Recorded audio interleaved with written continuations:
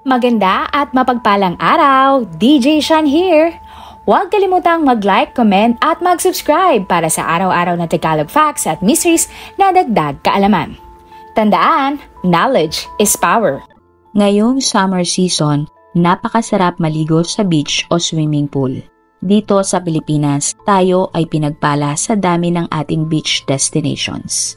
Mura at praktikal ang pagligo sa swimming pool dahil hindi mo na kailangan magbiyahe pa ng malayo. Hindi hamak din na mas ligtas maligo sa swimming pool kaysa sa beach o dagat. At ang isa pang bagay na wala sa beach, ang swimming pool ay may mga water slides. Iba't iba ang laki at disenyo ng mga water slides sa iba't ibang parte ng mundo. May mga simple na mababa ang slide, paikot-ikot na nakakahilo, at mayroon ding slide na sobrang tataas. May pangbata at pangmatanda din. Madalas, ang malalaking slide at matataas ay para sa mga matatanda at malalakas ang loob. Safe naman ang mga slide basta sumunod ka lang sa rules ng tamang pagsakay nito. Ang kwento natin ngayon ay tungkol sa dalawang insidente kung saan ang mga taong sumakay sa water slides ay napahamak o namatay. Caleb Schwab. August 7, 2016 sa Kansas City, Amerika, ang Schlitterbahn Water Park ay nagpromo ng libreng entrance fee para sa mga bagong halal na opisyal ng gobyerno. Kaya naman si Scott Schwab na kapapanalo lang bilang congressman ay nagpasya na pumunta sa water park kasama ang kanyang asawa at 4 na lalaking mga anak. Ang Schlitterbahn ay isa sa pinakasikat na water park at isa lamang ito sa 5 pang water park sa buong Amerika. Mayroon ding itong 14 na water slides at 2 swimming pool na napakalaki. Isa nga sa dahilan kung bakit sikat ang Schlitterbahn sa Kansas branch ay dahil sa Verrückt. Ito ang pinakamataas na water slide sa mundo ng panahon na iyon. Ang ibig sabihin ng Verrückt sa Ingles ay crazy o sa Tagalog ay nakakabaliw na water slide. Talaga namang nakakamangha ang Verrückt water slide. Ito kasi ay may taas na 50 meters o kasing taas ng 15-story na building. Para makasakay dito, kailangan mong akyatin ang 264 steps na hagdan. At pagdating sa tuktok ay sasakay ka ng isang raft at magsaslide pababa ng pool. Umaabot ng hanggang 110 km/h ang bilis ng slide bago ito bumagsak sa pool. Pagdating ng pamilya sa water park ay nagpasya ang 2 anak ni Scott na subukan ang Verrückt. Ang isa sa kanyang mga anak ay si Caleb na 10 years old pa lamang noon at ang nakatatanda nitong kapatid na si Nathan na 12 years old naman. Inakyat na magkapatid ang napakataas na slide at pagdating nila sa tuktok ay naunang sumakay si Nathan. Hindi niya kasama ang nakababatang kapatid ni si Caleb dahil mayroong timbang na dapat sundin. Ayon sa water park, 3 tao lang ang pwedeng sumakay sa raft at kailangan ay may bigat na 180 to 250 kilos ang lahat ng sakay. May height limit din na dapat sundin at hindi dapat bababa sa 4 feet 6 inches ang tangkad ng isang sasakay. Pasok naman sa height limit ang magkapatid pero may timbang lamang silang 30 to 40 kilos. Masyadong magaan naman si Caleb at Nathan kung magkasabay silang sasakay kaya sila ay pinaghiwalay. Ang bilin sa kanila ng kanilang tatay ay huwag maghihiwalay pero nauna nga mag-slide ang grupo ni Nathan. Kaya naman inabangan ni Nathan si Caleb na mag-slide pababa. Sumunod si Caleb sa slide. Sa unahan siya umupo at sa likuran niya ay ang 2 babae na magkapatid na edad 25 at 32 years old. Ang park attendant ay sinecure si Caleb ng velcro belt at shoulder strap para hindi mahiwalay sa raft. May 2 parte ang water slide. Ang una ay babagsak mula sa pinakatuktok at pagkatapos ay aangat ulit. Pagdating sa pangalawang tuktok ay babagsak na papunta na sa swimming pool. Umandar na ang raft ni Caleb at pagdating nga sa pangalawang tuktok ay imbis na bumaba, umangat ang unahan ng raft kung nasaan siya nakasakay. Natanggal ang suot niyang safety strap at tumama ang ulo niya sa isang net na may pabilog na bakal. Ang net at bakal ay safety feature para kung sakaling umangat ang slide ay hindi lilipad sa ere ang raft at mananatili lang sa slide. pero hindi lumipad sa ere ang slide dahil sa safety net. Subalit lumipad si Caleb at tumama ang kanyang ulo sa bakal. Dahilan para nga ito ay humiwalay. Sa kasamang palad, namatay agad si Caleb dahil dito. Nagulangtang ang lahat ng nasa pool, ang dalawang babae na kasama ni Caleb ay nagsisisigaw at lalo na si Nathan. Agad na tinawag ni Nathan ang kanilang mga magulang. Dali-daling pumunta sa eksena ang mga park attendant at security para harangan ng lugar kung nasaan si Caleb dahil sobrang ang lala ng kanyang sinapit. Ultimo, ang ibang guest ay pinigilan ang nanay ni Caleb na makita ang kalunos-lunos na sinapit ng kanyang anak. Hindi dapat makita ito ng isang magulang sa kanyang anak. Sinabi naman ng isang security park na patay na nga si Caleb. Tila gumuho ang mundo ng pamilya ni Scott nang malaman na sa isang iglap ay nawala ang kanilang anak. Ang dalawang babae naman na kasabay ni Caleb ay nabuhay pero may kaunting naging pinsala sa kanilang muka. Ang investigasyon. Matapos ang aksidente kay Caleb ay sinara ang water park ng 3 araw. Nagbukas din ulit ang park pero ang Verac water slide ay nanatiling nakasara para sa investigasyon. Nalaman ng mga investigador na ang water slide ay gawa ng dalawang may-ari mismo ng park na sina Jeff Henry at John Scully. Magaling silang mag-design ng water park at slides kahit na wala silang engineering degree. Sa katunayan, si John Henry ay nakapagtapos lamang ng high school.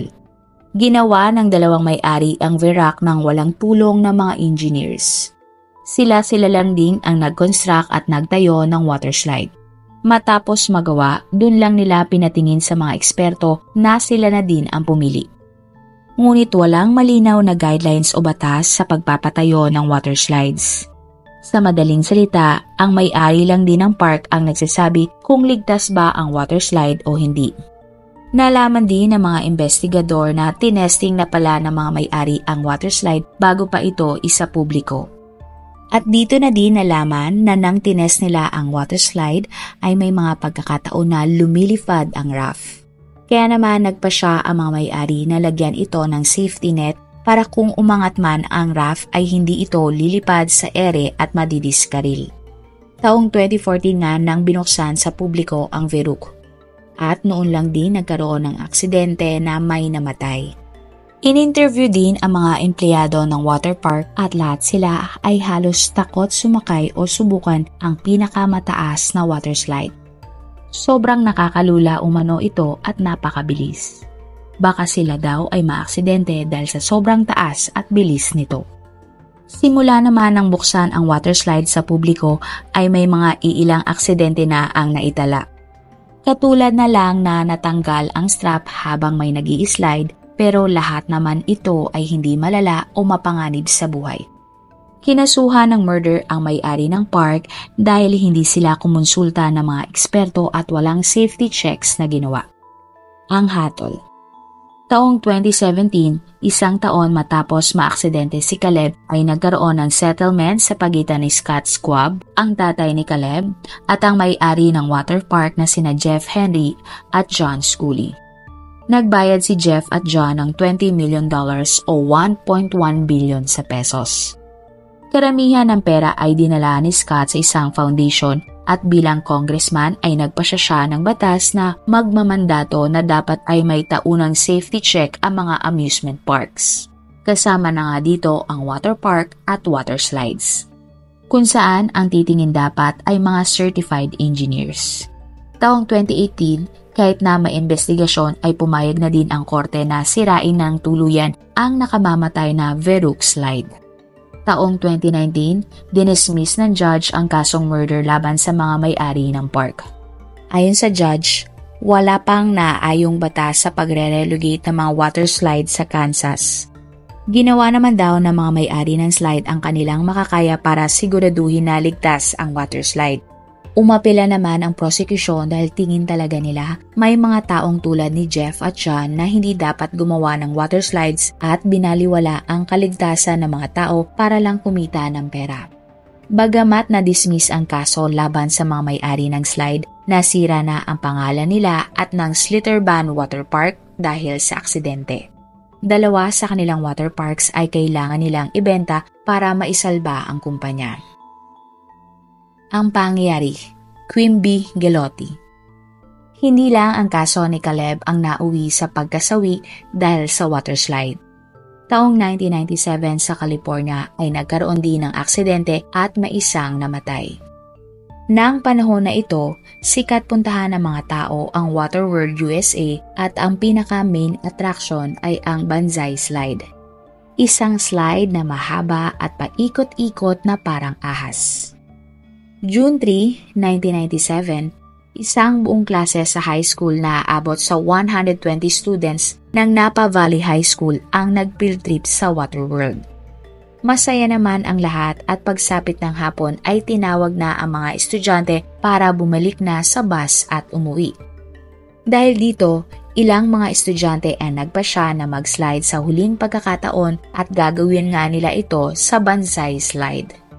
Mayroon nga silang i-break na record para sa pinakamaraming tao na sabay-sabay magsaslide pababa ng Banzai. Nagsitakbuhan ang mga estudyante pataas ng slide at imbis na isa-isang mag-slide pababa, ay sunod-sunod silang pumasok sa butas ng slide at umabot nga sila ng mahigit 30 na katao. Sinabihan sila ng lifeguard na delikado ito pero wala nang nagawa ang park attendant dahil masyadong madami at mabilis ang mga estudyante na pumasok sa loob ng slide. At dito na nga nangyari ang aksidente.